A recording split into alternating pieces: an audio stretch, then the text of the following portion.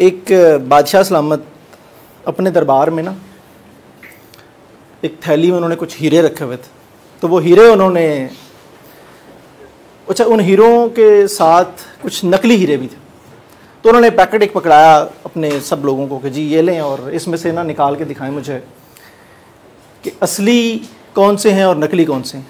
तो काफ़ी सारे लोग थे कि जिन्होंने उन हीरों के ऊपर हाथ खड़े कर दिए कि जी हमें नहीं पता चलता क्योंकि इनकी शक्ल हूबहू एक जैसी है, असली कौन से हैं और नकली कौन से हमें कोई आइडिया नहीं हो रहा। वहाँ एक अदना सा बंदा भी था, उसने कहा जी ये मुझे दें, मैं सर आपको बताता हूँ कि इसमें असली कौन से हैं और नकली कौन से हैं। उनमें से वो पैकेट लेके बाहर चला गया। थोड़ी देर वो धूप में रहा और धूप में रहने के बाद वो वापस आया। वापस आके उसने क्या किया कि बादशाह को बताया कि सर ये जो है ना ये असली है और ये नकली है। बादशाह ने कहा तुम्हें कैसे पता चला असली और नकली?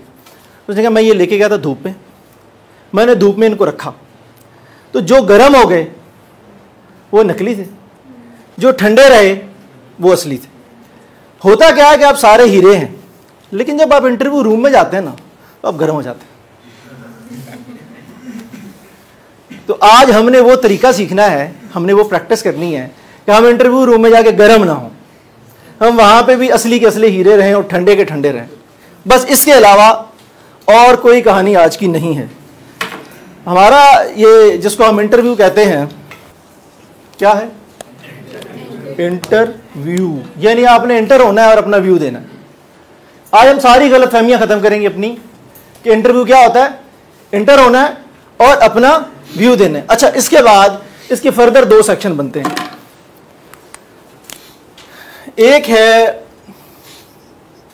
विद रिटन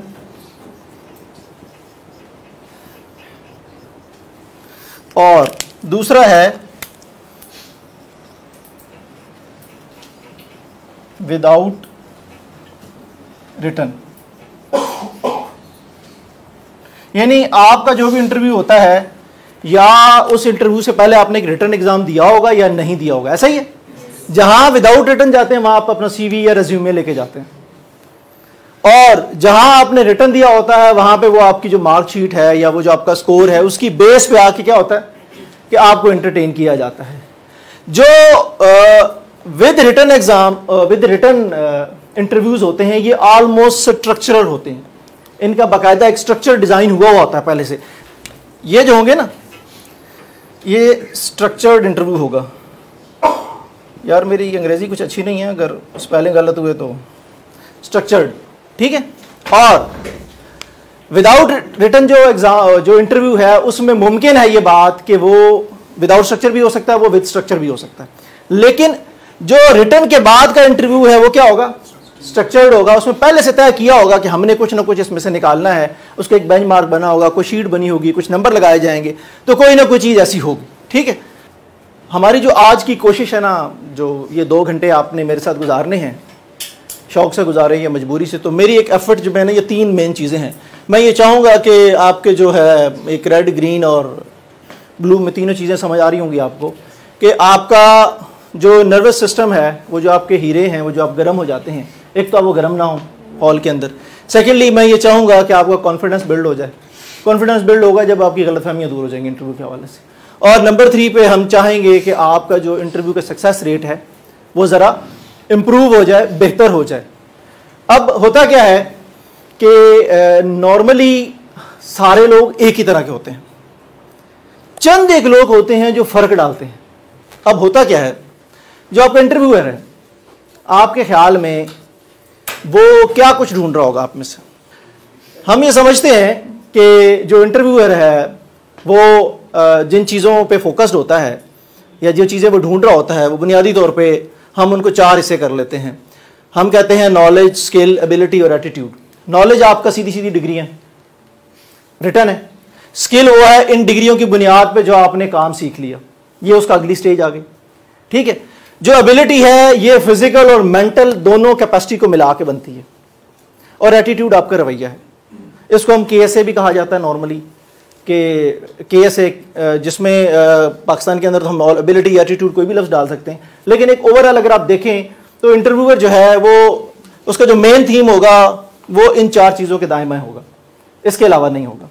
आप लोग उन चीज़ों में से उसने एक बंदा निकाल लेना कि कौन सा ऐसा बंदा है जो इन सारी चीज़ों के ऊपर पूरा उतरता है और बाकियों से वो बेहतर परफॉर्म कर रहा होगा, तो ऑटोमेटिकली वो बाहर आ जाता है।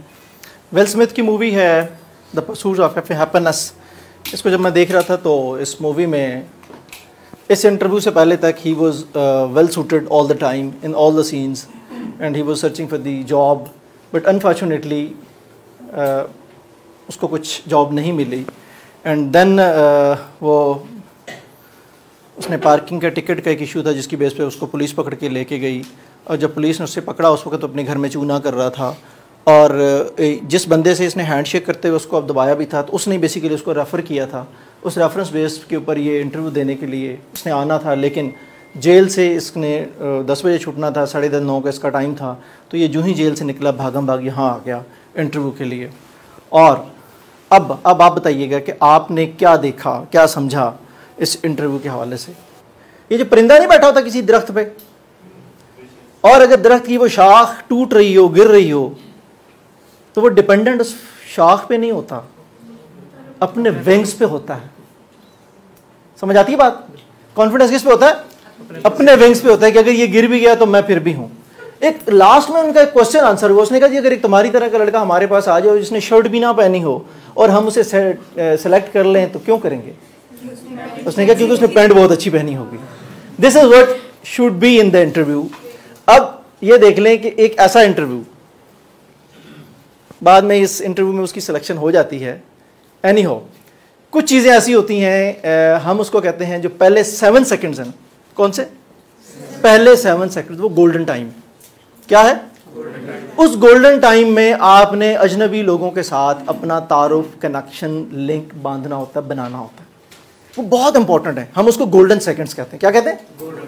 वो जो गोल्डन सेकंड है वो कितने हैं? उन 7 सेकंड्स में आपने कनेक्ट होना है, और वो जो कनेक्शन आपका बिल्ड होना है उसके लिए आपको मेहनत करनी पड़ती है। अगर वो कनेक्शन आपका ठीक बिल्ड हो जाए, वो कनेक्शन अगर आपका ठीक बिल्ड हो जाए तो उसके बाद की सारी स्टोरी इजी होती, क्योंकि आपने उस रूम में कितनी देर गुजारनी है?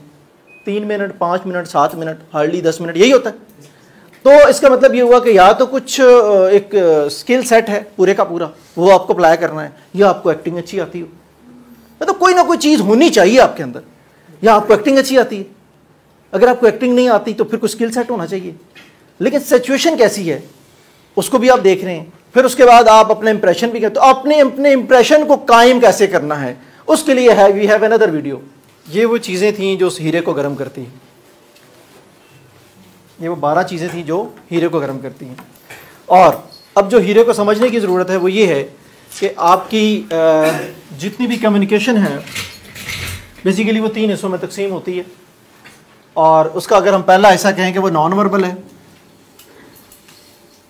तो ये है 55%। दूसरी हम कहते हैं जी पैरा वर्बल, इसको हम कर देते हैं 38%। और तीसरी क्या है? वर्बल, और वो है आपकी 7% बचता है।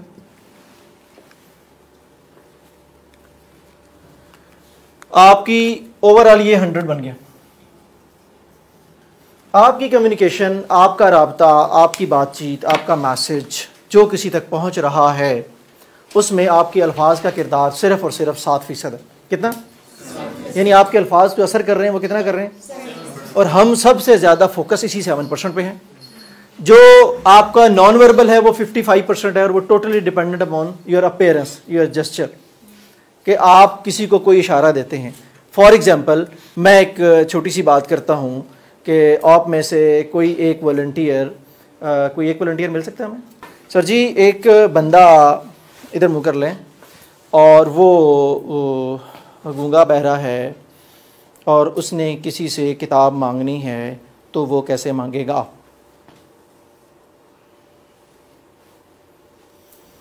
और एक अंधा बंदा अगर कैंची मांगे तो कैसे मांगेगा? अंधा बंदा था, मुंह से कहता भाजी कैंची दो।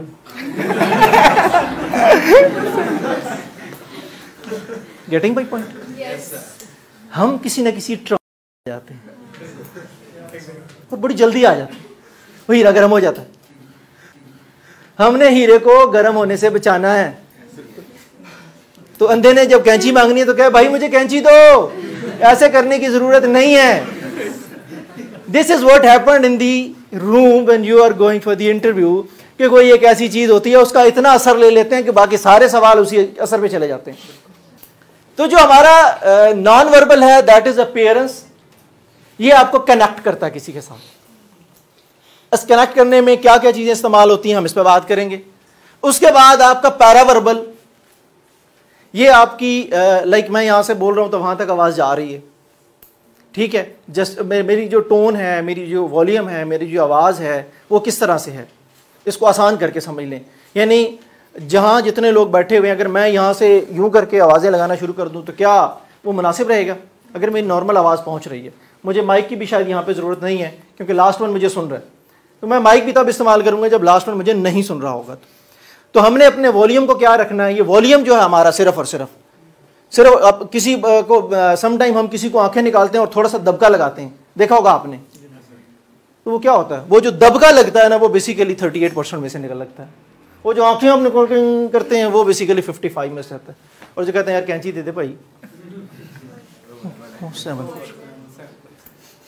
तो अगर आप मिथ समझ जाएं कम्युनिकेशन की कि इसके 3 हिस्से हैं बुनियादी तौर पे, और जो जिस पे आप फोकस हैं वो ये है, नॉर्मली हम बहुत सारा इल्म इकट्ठा कर रहे हैं और हम कह रहे हैं कि किसी तरीके से इतना ढेर सारा इल्म मेरे पास आ जाए सही, मैं इंटरव्यू क्रैश कर लूँगा। मुझे इंटरव्यू को क्रैक करने के लिए ढेर सारा नॉलेज, ढेर सारा इल्म चाहिए। इन 2 चीज़ों को मैं भूल गया हूँ। तो मुझे बताएं कि ये 93% इग्नोर हो गया, 7% पे मैं फोकस हो गया, तो क्या मैं अच्छा प्ले कर लूँगा? अच्छा प्ले करने के लिए क्या ज़रूरी है कि आप 93 को भी कंसिडर करें। और इस कंसिडरेशन में जो सबसे पहली चीज़ वो आपका गेटअप, आपका ड्रेस। जैसे मैंने आपको बताया कि 14 बच्चे इंटरव्यू देने आए, सब ने एक ही तरह का 2 पीस पहना हुआ था और सबका कलर ब्लू था। क्यों? एक एडवाइस है कॉमन कि जी ब्लू ज़बरदस्त कलर है, ब्लैक जो है वो पावरफुल कलर है, ठीक है। अब हम आ जाते हैं कि जी हमें अगर ग्रे पहनना है फॉर एग्जांपल, तो ग्रे का शेड देख लें, ठीक है। और अगर आपने डार्क पहनना है, ब्राउन देख लें तो भी। और उसके ऊपर जो शर्ट का कलर है, प्रेफरेबली मैं तो सबसे ये एडवाइस करता हूँ कि आप वाइट पहना करें। वाइट के ऊपर हर चीज़ उठ के आ जाती है। वाइट आपकी एक से ज़्यादा शर्टें हो तब भी चलेगा, कोई इसमें इशू नहीं है। वाइट के ऊपर आपकी टाई जो है वो प्रोमिनेंट हो जाती है, आप खुद प्रोमिनेंट हो जाते हैं। तो ड्रेसेस में आपके पास दोनों ऑप्शन है। हमारे बड़े अच्छे दोस्त हैं हारून इकराम साहब, उनको आप देख लें, शाजी की आप ड्रेसिंग देख लें, तो एक लाइट शेड है, एक डार्क शेड है। तो सारी कौम ब्लू की तरफ भाग रही है। ब्लैक से आपने बचना है, लाइनिंग वालों से आपने बचना है। कोशिश करें कि सिंपल प्लेन कलर, सर ने पहना हुआ, वहाँ सर ने पहना हुआ, या मेरे ही देख लें, मतलब कोशिश ये करें कि हम क्या करें कि हम प्लेन कलर पहने, ठीक है। उसके बाद टाइयों में से टाई, मैट टाई ज़्यादा अच्छी है, चमकीली ना हो, फूलों वाली ना हो, डिज़ाइनों वाली ना हो। ये हामिद सही साहब से मैंने चारों में जो उठाई, ये ब्लैक है, ये ब्लू का है, ये डॉटेड है, ये देख लें, सिंपल सोबर, ताकि टाई का बहुत बहुत ही इंपॉर्टेंट रोल है। सम टाइम हमें टाई इरिटेट करने लग जाती है जिस बंदे की, लिहाजा कोशिश ये करें कि टाई आप इस तरह की, और टाई में मैचिंग वाला कोई किस्सा नहीं है। ये जिस तरह लड़कियां उसी रिक्शे में बैठती हैं जो उनके सूट से मैच कर रहा हो ना, तो कोई ऐसा ज़रूरी नहीं है कि इसमें भी आपने मैचिंग करनी है। टाई बगैर मैचिंग के भी चल जाएगी, लेकिन आपने ये देखना है कि आपकी टाई उस शर्ट के ऊपर उठ रही है या नहीं उठ रही, यानी वो एक प्रोमिनेंट लग रही है या नहीं लग रही। और ये सम टाइम नहीं बल्कि अक्सर बेशतर मैं खुद कंफ्यूज हो जाता हूँ। अगर शर्ट मेरी कलर्ड हो और उसके ऊपर टाई में ना बड़ा टाइम लग जाता है सिलेक्शन करने में, इवन 2-3 दफ़ा पहन के उतारना भी पड़ता है। घर अपना जो है ना वो ट्राई रूम बन जाता है थोड़ी देर के लिए कि आपको ये सूट कर रही है या नहीं कर रही, और नहीं कर रही तो आप छोड़ दें, ठीक है। उसके बाद बेल्ट की जो सीम है, ये देखिएगा, ये सीम ये एक आनी चाहिए, ये सब की एक आनी चाहिए। बेल्ट देख लें, और बेल्ट की जो साइड है ये इस साइड से बाहर ना जाए, ये यहाँ तक जा रही है बस, इससे आगे नहीं, इसको बाहर नहीं निकलना चाहिए मजीद। ये 5.5 इंच तकरीबन बनता है और ये पूरी सीम एक जैसी आती है, ठीक है। अच्छा, बाज़ औक़ात ये होता है कि हम शर्ट रेडीमेड लेते हैं और बाज़ अगर हम स्टिच करवाते हैं। जब हम स्टिच करवाते हैं तो वो ऑलमोस्ट हमारी फिटिंग के तहत होती है, लेकिन जब हम रेडीमेड शर्ट लेते हैं तो वो आप देखते हो कि यहाँ से लूज़ होती है। आपने करना क्या है, शर्ट पहनते हुए इस बात का ख्याल रखना है कि आप जिस तरह से अपनी शर्ट को पैंट के अंदर कर रहे हैं, इसी तरीके से जो नीचे वेस्ट पहनी हुई है, बनियान है, उसको अंडरवेयर के अंदर कर दें। उससे क्या होगा, जहाँ आप शर्ट एड्रेस करेंगे, जहाँ पे भी आप एडजस्ट करेंगे, वो थ्रू आउट 24 घंटे भी आप उसमें गुजार लेंगे और वो शर्ट दाएं बाएं नहीं होगी। शर्ट आपने अंदर पहननी, अंदर करने के बाद ये दोनों उंगलियाँ, ये अंगूठे जो हैं, हाथ यूँ करके अंगूठा अंदर डालें सेंटर से और उसको यूँ 2-3 दफ़ा ऐसे कर लें। जब आप 2-3 दफ़ा ऐसे करेंगे तो ये सामने वाला पूरा प्लेटफॉर्म लेवल हो जाएगा।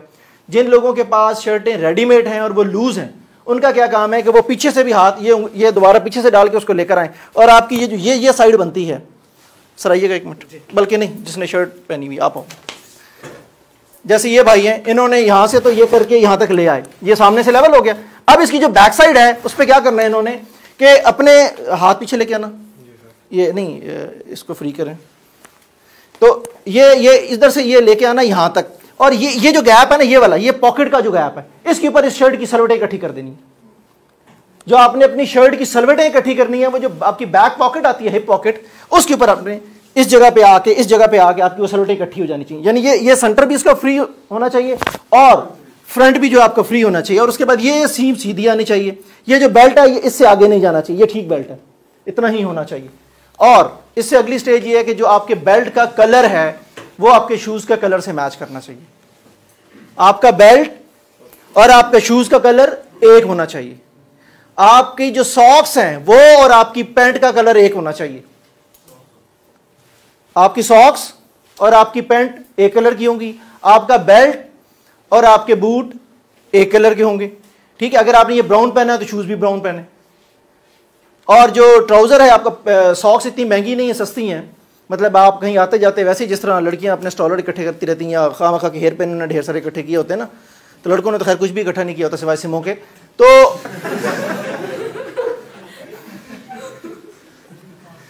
तो लिहाजा करना क्या है आपने कि आते जाते वो 3 का पैकेट भी अच्छा मिल जाता है सॉक्स का, मुख्तलिफ कलर्स का, वो ले लिया करें ताकि आपकी पेंटों के साथ वो मैच कर जाएं। और एक इसको हैबिट बना लें अपनी लाइफ की, आप अपनी लाइफ की हैबिट बना लें कि आपको इतना स्टॉक हो जाएगा ऑटोमेटिकली, और ये सस्ता स्टॉक है, इतना महंगा भी नहीं है, मतलब आप आराम से। और ये चीज़ बड़ा इंपैक्ट डालती है आपकी शख्सियत का कि आपका जो ड्रेस है ये 55% है,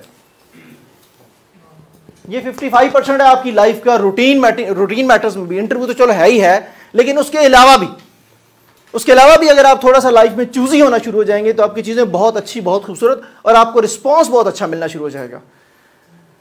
उसके बाद अगली स्टेज पे आ जाएं। आपका ये मैंने आपको बता दिया, शूज़ में आपने ऑक्सफोर्ड पैटर्न लेना है। ये ऑक्सफोर्ड पैटर्न है, ये जो मैंने पहना हुआ ये देख लें, इसकी टो है, ये आप ब्राउन ले लें या ब्लैक ले लें। तो जो आपके शूज़ हैं वो ऑक्सफोर्ड पैटर्न होने चाहिए और लेसेस वाले होने चाहिए, और कोशिश ये करें कि आप ब्राउन और ब्लैक, इन दोनों के अलावा आप ऑफिशियल गैदरिंग्स और मीटिंग्स के लिए जो है ना ये 2 लाजमी रखें, बाकी आप जैसे मर्जी लेते रहें, ठीक है। शेप आपके सामने आ गई है, ये चप्पू वाला मुंह जो है ना ये नहीं चलेगा, ये जो सिंपल सादा सी ऑक्सफोर्ड शेप, वैसे भी आप बात करें तो अभी ब्लैक फ्राइडे के चक्कर में तो वैसे ही चीज़ें सस्ती हुई हैं, तो आप एटलीस्ट एक आध पेयर अपने लिए ऑफिशियली ले सकते हैं, ठीक है। खातून को जानते हैं आप लोगों से सवाल है। ये जनाब दुनिया की जो एक अच्छी यूनिवर्सिटी है फैशन के हवाले से न्यूयॉर्क में, उसकी प्रेसिडेंट है जॉयस V.F. ब्राउन। इनका ड्रेस देखिए, अगर ये लाइट ऑफ हो जाए तो कलर ज़्यादा अच्छे आ जाएंगे, प्रोमिनेंट आ जाएंगे अगर ये लाइट ऑफ हो जाए तो। ये वाली ये देखना, हाँ ये अब देख रहे कलर। लड़कियों के लिए बहुत सारी चीज़ें ममनू हैं, लाइक ब्राइडल शावर वाला ड्रेस डिफरेंट है, मेहंदी वाला डिफरेंट है, वलीमे वाला डिफरेंट है, बारात वाला डिफरेंट है, भाई की शादी वाला डिफरेंट है, बहन की शादी वाला डिफरेंट है, लिहाजा यहाँ वो ड्रेस नहीं चलेंगे, ठीक है। यहाँ पे एक तो आपको कलर का ख्याल रखना है, दूसरा लड़कों और लड़कियों के वसाइल देख लें। अब लड़की ने चूज़ करना है और लड़के ने भी चूज़ करना है, मतलब ये एक प्रॉब्लम है कि नहीं है, समझ नहीं आ रही। और ये जो सिवाय 1-2 के बाकी सब ने सेल भी लगाई होती है, तो बंदा कंफ्यूज सा रहता है कि कौन सा कलर लूँ कौन सा ना लूँ, कितने शेड हैं। और मेल के लिए बेचारे सीधे साधे लोग, बड़ा आसान है मेल के लिए, फीमेल के लिए वाकई मसाइल है, और हम आपके दुख में बराबर के शरीक हैं, ठीक है। अच्छा, अगर आपको कॉर्पोरेट अटायर में आप देखते हैं तो आपके ड्रेस देख लें, एक लुक आपकी ये है लड़कियों के लिए, ठीक है। सेकेंड लुक जो है लड़कियों के लिए ये देख लें, वेस्टर्न भी और ईस्टर्न भी। ये डिपेंड कर रहा होता है समटाइम आपकी जो कंपनी का जो कल्चर है वो क्या है, वो वेस्टर्न है या ईस्टर्न है। चूँकि बहुत सारी मल्टीनेशनल कंपनियाँ पाकिस्तान में काम कर रही हैं और समवेयर अगर उनके बॉसेस गोरे हों तो कुछ एक कल्चर बिल्ड हो जाता है, तो उस कल्चर के तहत फिर आप दोनों तरह की लुक आपके सामने आ जाती है। और आप बीइंग ट्रेनर टीचर हैं, फिर वेस्टर्न का भी देख लें, ईस्टर्न का भी देख लें। आप कलर ये देख लें, कोई फूलदार नहीं चलेगा, फूलदार शर्ट नहीं चलेगी, चेक वाली शर्ट नहीं चलेगी, प्लेन और वाइट प्रेफर्ड। ठीक है, क्लियर है। ये ड्रेसेस देख लें, दीज आर के एक सिंपल एक कलर तब भी ठीक है। ड्रेसेस के मामले में आपको थोड़ा सा फोकस होना पड़ेगा, तब जाके आप चीज़ें, क्योंकि ये आपका 55% है। जब तक आप अपना 55% क्लियर नहीं करेंगे, आपके लिए वो जो कनेक्शन बिल्ड करना वो ज़रा मसला रहता है। कनेक्शन बिल्ड करने के लिए बहुत ज़्यादा ज़रूरी है कि आप अपने 55% पे फोकस हों। फिर मसाइल है मतलब हम तो एक ही जूते में सारे काम कर लेते हैं, आपके लिए हर जगह पे। लड़कियों ने वो जूता पहनना है जो टक टक की आवाज़ ना दे, बस शूज़ बस वो ले लें कि जो आवाज़ ना दे। क्लियर है। उसके बाद बैठना कैसे है, ये साहब बैठे हुए, ये स्पेस थोड़ी सी आ रही है इसके दरमियान। लड़कियां कैसे बैठती हैं, इसने कितनी स्पेस छोड़ी है देख लें। पीछे बैग नीचे है, बैग ऊपर नहीं आना चाहिए, नीचे आना चाहिए। लेकिन ये दोनों जो इमेजेस हैं ये फेडरल पब्लिक सर्विस कमीशन के ऑफिस से लिए गए, ठीक है। और फेडरल पब्लिक सर्विस कमीशन का ये जो मुस्तफ़ाबाद, ये जो अलमुस्तफ़ा टाउन में है, इस सेंटर में तो दरवाजे के साथ ही ये चेयर लगी हुई है और इतनी स्पेस ही नहीं है कि आपको लंबा चलना पड़े और आपको एक कॉन्फिडेंस आपका लूज़ हो या आपका कॉन्फिडेंस चेक हो रहा हो। नॉर्मली ये है, कुछ ऑफिस में ये होता है कि आपको ज़्यादा सफ़र करके जाना पड़ता है, तो वहाँ जाके बंदा जो है ना वो हीरा गर्म होना शुरू हो जाता है। लेकिन अगर ऑफिस दरवाज़ा खुलने के साथ ही ये आ जाए तो ये एक बड़ी आसानी हो जाती है कि जी आप वहाँ बैठ गए। और बैठते हुए अपने बैठना कैसे है, इस पर हम छोटी सी हम डेमो करेंगे। और लड़कियों के लिए, लड़कों के लिए ये भी ज़रूरी है कि वो टेबल के ऊपर हाथ ना रखें, और लड़कियों के लिए ज़रूरी है कि बैग ऊपर ना रखें, वो नीचे रखें। 3 मेंबर बैठे हुए हैं और चौथा मेंबर जो है ये सम टाइम ट्रेनिंग मेंबर भी होता है और सम टाइम ये साइकोलॉजिस्ट और सेपरेट भी होकर बैठा होता है। तो आपका जो इंटरव्यू 3 लोग लेते हैं या 5 लोग लेते हैं, होता इसी तरह से है।